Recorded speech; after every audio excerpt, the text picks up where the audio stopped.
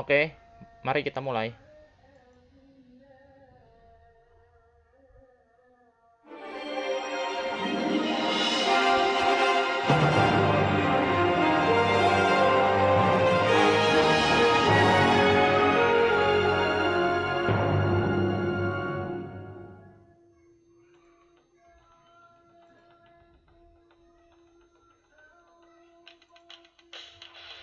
Assalamualaikum warahmatullahi wabarakatuh.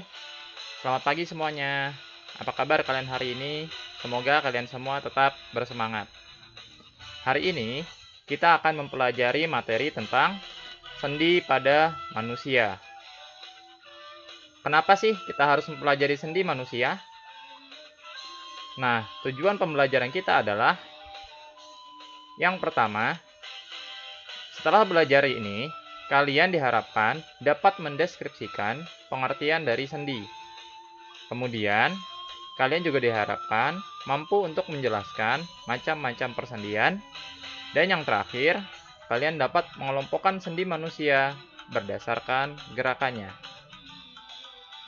Baik, kita lanjutkan untuk yang pertama, pengertian dari sendi. Jika berbicara tentang sendi, apakah sendi itu? Pengertian sendi adalah penghubung antara dua atau lebih tulang. Sedangkan hubungan antar dua tulang dapat disebut sebagai persendian atau dikenal sebagai artikulasi. Selanjutnya, sendi sebenarnya itu apa sih? Kita akan membahas mengenai komponen dari sendi. Kalian bisa lihat gambar sendi di bawah ini. Pada gambar ini adalah contoh dari persendian yang menghubungkan antara dua tulang. Sendi sendiri memiliki 4 komponen, yaitu kapsula sendi, ligamen, kartilago hialin, dan cairan sinovial. Kapsula sendi adalah selaput pembungkus sendi. Di dalamnya terdapat ligamen. Ligamen adalah jaringan ikat yang menghubungkan dua tulang. Jika kalian bingung seperti apa ligamen, ingat saja ketika kalian makan bakso urat, ada bagian kenyal yang berwarna putih. Nah, itu adalah ligamen. Kemudian, ada kartilago hialin atau sering kita sebut dengan nama tulang rawan, dan ada cairan pelumas sendi yang dikenal sebagai cairan sinovial.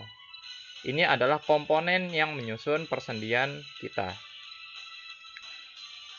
Dengan adanya sendi ini, fungsinya apa sih bagi tubuh? Fungsi sendi antara lain, sendi sebagai penghubung antara dua tulang.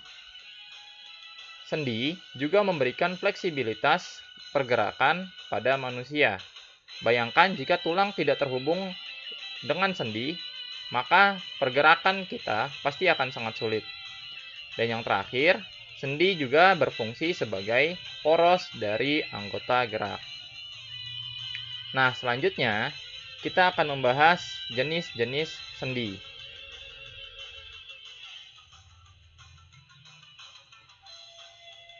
Apa saja jenis sendi? Ternyata ada 3 jenis sendi.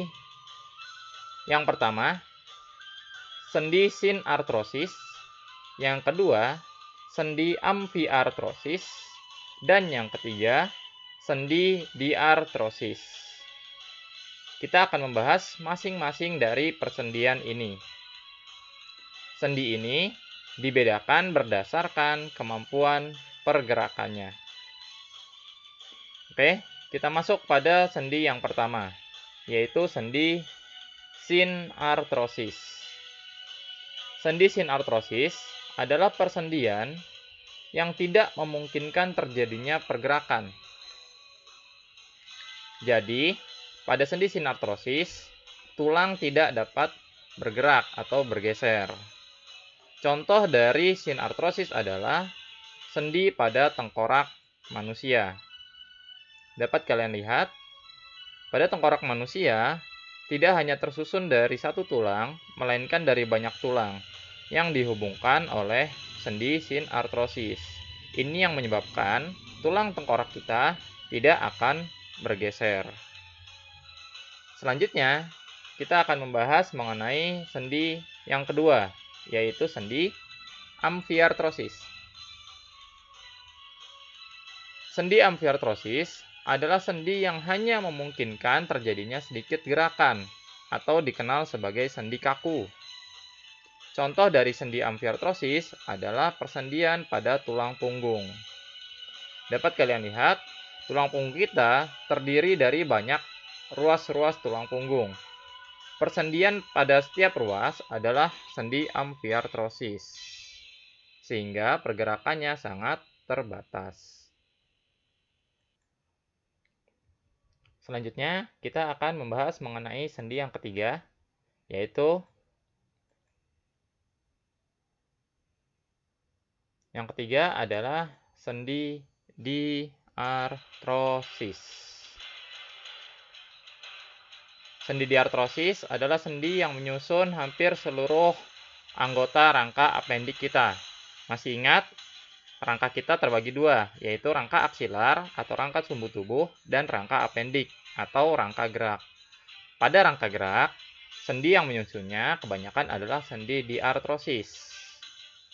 Sendi diartrosis adalah sendi yang dahulu kalian pernah pelajari pada saat SD, yang kita kenal sebagai 6 sendi, yaitu peluru, putar, sendi engsel, sendi gulung, sendi pelana, dan sendi geser.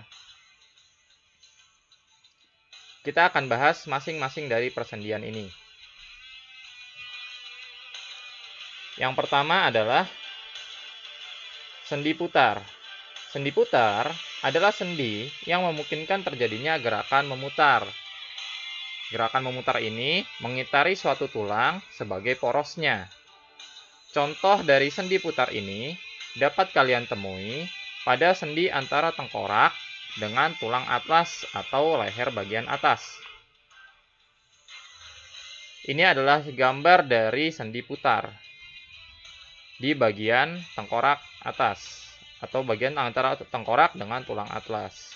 Dapat kalian lihat, gerakan yang dapat dilakukan leher adalah gerakan memutar. Selanjutnya, ada sendi peluru. Sendi peluru memungkinkan gerakan yang lebih bebas, yaitu gerakan hampir ke segala arah. Contoh dari sendi peluru dapat kalian temui pada bagian antara gelang bahu dengan tulang lengan atas. Ini adalah gambaran dari sendi peluru antara lengan atas dengan gelang bahu. Kalian dapat lihat gerakannya lebih bebas, dapat ke atas, ke bawah, ke kiri, dan ke kanan. Lebih bebas dibandingkan sendi putar. Selanjutnya, kita akan membahas mengenai sendi engsel. Sendi engsel adalah sendi yang hanya memungkinkan terjadinya satu gerakan, yaitu atau gerakan satu arah. Sendi engsel ini dapat kalian temui contohnya pada lutut dan pada siku kalian. Ini adalah gambaran dari sendi engsel, di mana gerakan yang terjadi hanyalah gerakan satu arah. Sekarang coba kalian gerakan lutut kalian atau gerakan siku kalian. Jika dilihat, sendi engsel persis seperti pada engsel pintu yang hanya memungkinkan terjadinya gerakan membuka dan menutup. Kemudian ada pula sendi gulung. Sendi gulung adalah sendi yang memungkinkan gerakan yang berputar namun lebih terbatas. Contoh sendi gulung terdapat pada persendian antara telapak tangan dengan jari. Dapat kalian lihat, pada bagian telapak tangan dengan jari, gerakannya dapat berputar, tetapi lebih terbatas. Inilah yang dikenal sebagai sendi gulung. Selanjutnya, dua sendi lagi, yaitu sendi pelana. Sendi pelana adalah sendi yang memungkinkan gerakan arah samping dan arah depan. seperti pelana kuda. Contohnya dapat kalian temui pada bagian ibu jari. Gerakan ibu jari kalian maka dapat digerakkan ke samping maupun ke depan. Karena pada sendi pelana, bentuknya persis seperti pada pelana kuda. Dan terakhir ada sendi geser, yang hanya memungkinkan gerakan menggeser. Contoh dari sendi geser ini dapat kalian temui pada persendian pada ruas-ruas tulang belakang. Ini adalah gambar dari sendi geser, di mana gerakannya hanyalah menggeser antara dua tulang.